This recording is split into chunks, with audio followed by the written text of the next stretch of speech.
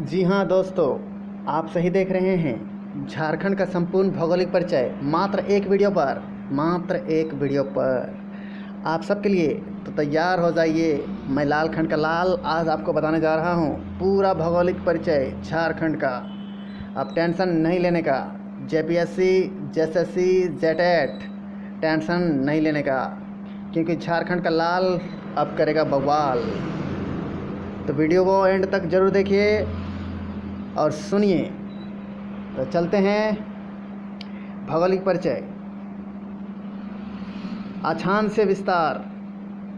सबसे पहले हम लोग परिचय की शुरुआत करते हैं झारखंड के अक्षांशीय विस्तार से।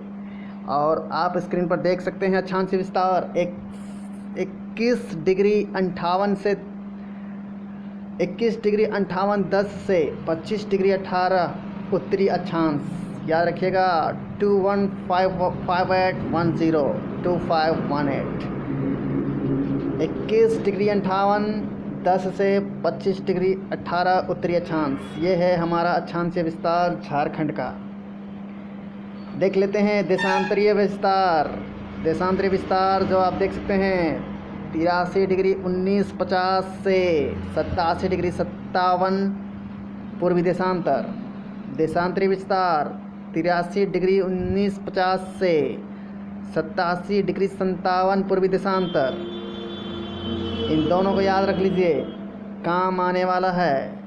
जेपीएससी, जेएसएससी, जेटेट ये आपको दिलाने वाला है।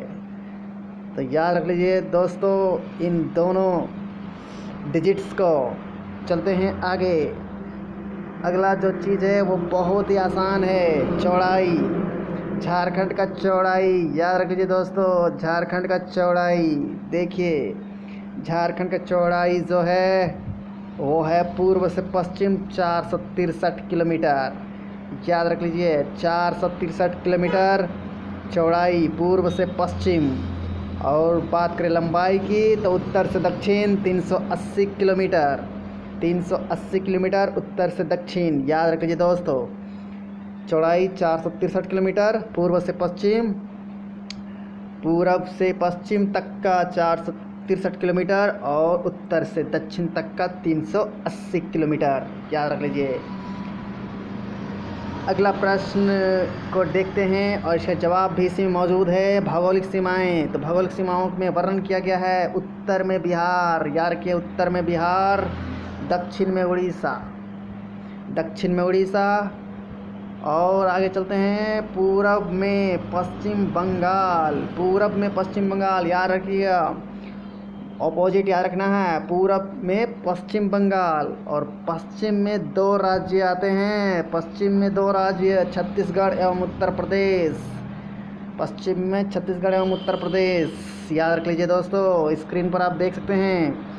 अगला सवाल और इसी के साथ उसी का जवाब। राज्य की सीमा को स्पर्श करने वाले राज्य। सीमा कोई लड़की नहीं है। याद रख लीजिए दोस्तों, सीमा झारखंड राज्य की सीमा की बात की जा रही है। और उसको स्पर्श करने वाले राज्य जो हैं वो हैं बिहार, उड़ीसा, पश्चिम बंगाल, छत्तीसगढ़ और उत्तर प्रदेश। ये 5 राज्य हैं। और मैंने अभी जिक्र किया इन 5 के विषय में, कहाँ पर ये किस दिशा में मौजूद हैं। आप स्क्रीन को फिर से रिबैक करके देख सकते हैं। और ये 5 राज्य झारखंड की राज्य सीमा को स्पर्श करती है। क्षेत्रफल की बात की जाए तो क्षेत्रफल जो है वो झारखंड का क्षेत्रफल देख लीजिए 79,714 वर्ग किलोमीटर। याद रख लीजिए 79,714 वर्ग किलोमीटर झारखंड राज्य का क्षेत्रफल। और वहीं बात की जाए भारत के कुल क्षेत्रफल के हिस्से की तो यह है 2.42%, यानी कि 2.42%। ये पूरे भारत के कुल क्षेत्रफल का हिस्सा है झारखंड का। अब बात करते हैं क्षेत्रफल की दृष्टि से झारखंड का देश में स्थान। तो यह है 16। याद रखिएगा 16। गब्बर सिंह का 16। याद रख लीजिएगा गब्बर सिंह का 16 झारखंड का देश में स्थान है क्षेत्रफल की दृष्टि से 16। अब आगे चलते हैं और आगे देखते हैं क्षेत्रफल की दृष्टि से सबसे बड़ा प्रमंडल। यार कि दोस्तों झारखंड में 5 प्रमंडल हैं, उसमें से सबसे बड़े प्रमंडल की बात की गई है तो वह है उत्तरी छोटा नागपुर। उत्तरी छोटानागपुर। जी हाँ, उत्तरी छोटानागपुर याद रख लीजिएगा दोस्तों। क्षेत्रफल की दृष्टि से सबसे बड़ा प्रमंडल उत्तरी छोटानागपुर। वहीं बात की जाए क्षेत्रफल की दृष्टि से सबसे छोटा प्रमंडल तो यह है पलामू। याद रख लीजिएगा पलामू। पलामू जो है वो झारखंड का सबसे छोटा प्रमंडल है दोस्तों। अब आगे बढ़ते हैं क्षेत्रफल की दृष्टि से सबसे बड़ा जिला। तो सबसे बड़ा जिला जो है वो पश्चिमी सिंहभूम, शेर की दहाड़। याद रख लीजिएगा सिंहभूम क्षेत्रफल की दृष्टि से सबसे बड़ा जिला। और सबसे छोटे जिले की बात करते हैं तो वो है रामगढ़। रामगढ़ याद रखिए, रामगढ़ सोले, रामगढ़ का सोले याद रख लीजिएगा। क्षेत्रफल की दृष्टि से सबसे छोटा जिला रामगढ़ है दोस्तों। फसल की बात की जाए तो मुख्य फसल की बात की जाए तो वो है धान। याद रखिए दोस्तों, धान। और ये पहला प्रमुख फसल आता है दोस्तों। और दूसरा प्रमुख फसल के बारे में बात कर देता हूँ मैं, तो वो है मक्का। यार क्या है वो, मक्का। चलिए अब आगे चलते हैं, जलवायु की बात करते हैं। जलवायु जो है झारखंड की जलवायु है उष्णकटिबंधीय मानसूनी। जलवायु उष्णकटिबंधीय मानसूनी है।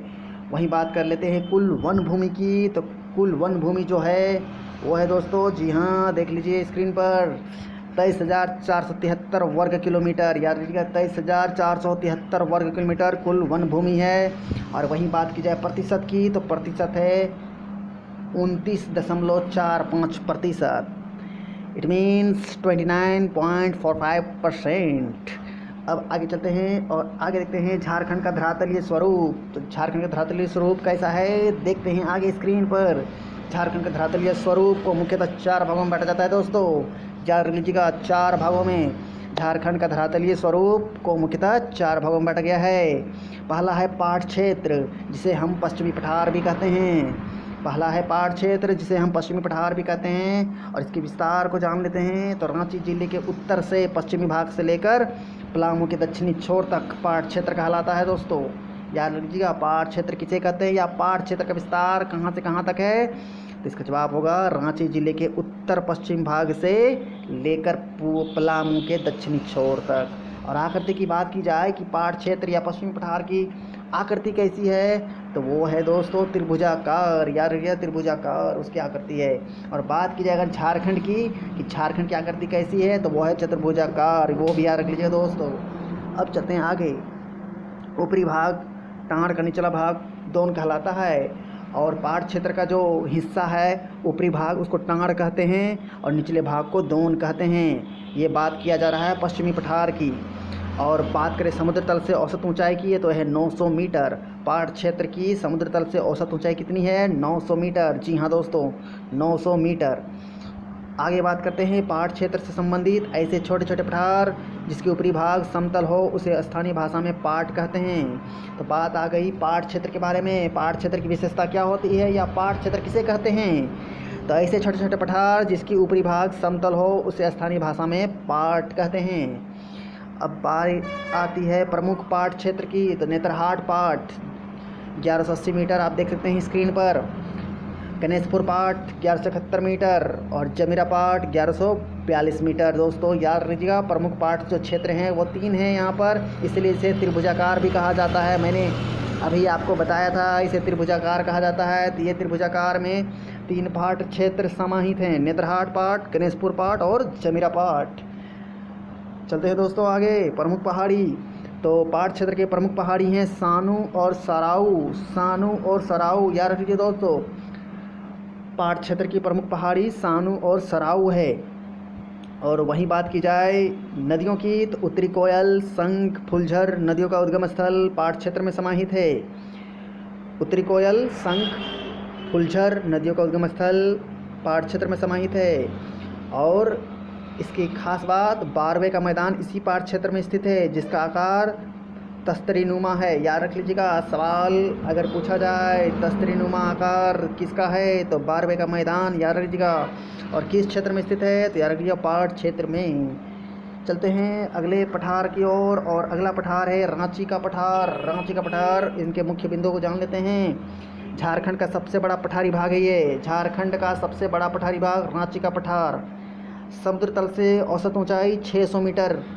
रांची के पठार की औसत ऊंचाई कितनी है समुद्र तल से? तो 600 मीटर। आकृति कैसी है? तो चौरस है, याद रखिएगा आकृति चौरस है। और वहीं बात पाट क्षेत्र की जाए तो वह है त्रिभुजाकार, और रांची के पठार की चौरस, याद रखिएगा रांची के पठार की चौरस।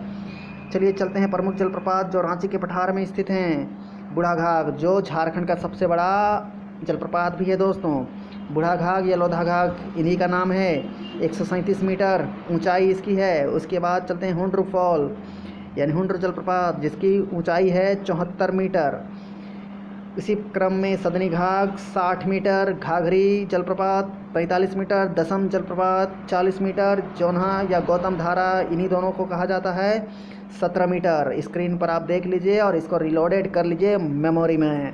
चलते हैं आगे और देखते हैं हज़ारीबाग के पठार के बारे में। तो ये रहा हमारा तीसरा पठार, हज़ारीबाग का पठार।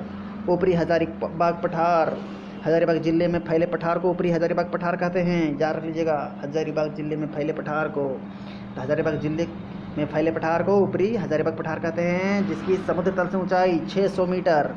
समुद्र तल से ऊंचाई 600 मीटर दामोदर नदी के कटाव के कारण रांची पठार से अलग हुआ है। और अगर पूछा जाए सवाल हज़ारीबाग का पठार जो है वो संबंधित किससे है, तो वो रांची के पठार से संबंधित है। और ये किस लिए अलग हुआ है? तो दामोदर नदी के कटाव के कारण दोस्तों, याद लीजिएगा। अब आगे बढ़ते हैं। निचला हज़ारीबाग पठार जिसे बाह्य पठार भी कहा जाता है और हज़ारीबाग पठार का उत्तरी भाग है, याद रख लीजिएगा। झारखंड का निम्नतम ऊंचाई वाला पठारी भाग जो है वो निचला हज़ारीबाग पठार है। छोटानागपुर पठार का बाहरी हिस्सा होने के कारण इसे बाह्य पठार भी कहा जाता है। तो बाह्य पठार इसे क्यों कहा जाता है? छोटानागपुर पठार का बाहरी हिस्सा होने के कारण। समुद्री तल से इसका ऊंचाई जो है वो है 450 मीटर, याद लीजिएगा। हज़ारीबाग पठार जो निचला हिस्सा है उसका 450 मीटर समुद्री तल से ऊंचाई। और इसी क्षेत्र में गिरिडीह के पठार पर बराकर नदी की घाटी के निकट पारसनाथ की पहाड़ी 1365 मीटर स्थित है, जिसकी सबसे ऊंची चोटी जो है वह सम्मेद शिखर है, याद रखिए चोटी नोट छोटी। तो इसी क्षेत्र में गिरिडीह के पठार पर बराकर नदी की घाटी के निकट पारसनाथ की पहाड़ी है। और याद रखिएगा पारसनाथ पहाड़ी की ऊंचाई कितनी है? 1365 मीटर। और सबसे ऊंची चोटी का नाम है सम्मेद शिखर। और पारसनाथ पहाड़ी किस पठार पर स्थित है? तो हज़ारीबाग के बाह्य पठार पर, याद रख लीजिएगा। अब चलते हैं आगे। निचली नदी घाटी एवं मैदानी भाग। तो नदी घाटियों में मैदानी भाग से मिलकर बना है। औसत ऊंचाई है 150 से 300 मीटर, 150 से 300 मीटर, याद लीजिए दोस्तों 150 से 300 मीटर। चलते हैं नेक्स्ट पर। राजमहल की पहाड़ी स्थित है जिसका विस्तार दुमका, देवघर, गोड्डा, पाकुड़ और साहेबगंज तक है। तो राजमहल की पहाड़ी के अंतर्गत कौन कौन आते हैं? दुमका, देवघर, गोड्डा, पाकुड़ एवं साहेबगंज, याद रखिएगा। राजमहल की पहाड़ियों में स्थित विस्तारीकरण दुमका, देवघर, गोड्डा, पाकुड़ एवं साहेबगंज। यहाँ नुकीली पहाड़ियों को टोंगरी व गुंबदनुमा पहाड़ियों को डोंगरी कहा जाता है। तो टोंगरी और डोंगरी, टोंगरी डोंगरी, टोंगरी डोंगरी, याद रखिएगा। नुकीली पहाड़ियों को टोंगरी और गुंबदनुमा पहाड़ियों को डोंगरी। चलते हैं आगे। इस क्षेत्र की प्रमुख नदियों की घाटियां हैं दामोदर, स्वर्णरेखा, उत्तरी कोयल, दक्षिणी कोयल, ब्राकर, शंख, अजय, मोर, ब्राह्मणी, गुमानी एवं बांसलोई। तो ये प्रमुख नदियां हैं जो कि राजमहल की पहाड़ियों में स्थित है। राजमहल की पहाड़ियों से ये गुजरती है या राजमहल की पहाड़ियों से इनका उद्गम स्थल है। तो इन पहाड़ नदियों को आप लोग याद रख लीजिए दोस्तों, बहुत ही काम आने वाला है, बेहद ही इम्पॉर्टेंट, महत्वपूर्ण, या आप जो भी कह लीजिए इसको, ये आपके लिए साबित होने वाला है ये वीडियो। आगे चलते हैं। प्रमुख मैदानी क्षेत्र। चाईबासा का मैदान, यह पश्चिमी सिंहभूम के पूर्वी मध्यवर्ती भाग में स्थित है, याद रख लीजिएगा। चाईबासा का मैदान कहाँ पर है? यह पश्चिमी सिंहभूम के पूर्वी मध्यवर्ती भाग में स्थित है। इसके उत्तर में दलमा की श्रेणी, याद रखिएगा दलमा की श्रेणी, पूर्व में भूमि की श्रेणी, दक्षिण में कोल्हान की पहाड़ियाँ और पश्चिम में सारंडा एवं पश्चिम उत्तर में पोरहत की पहाड़ी से घिरा है। वीडियो को पॉज कीजिए दोस्तों, और वीडियो को पॉज करके आप इसे 2 बार और पढ़ लीजिए ताकि आपको 2 बार एग्ज़ाम में याद करने की ज़रूरत नहीं पड़ेगी। चलते हैं आगे दोस्तों। और अब हम लोग देख रहे हैं अंधियारा छा गया है, इसका मतलब है कि मेरे जाने का समय आ गया है। तो कैसी लगी आज की वीडियो कमेंट में ज़रूर बताना। और हाँ, अगली वीडियो इससे भी ज़ोरदार लाऊंगा।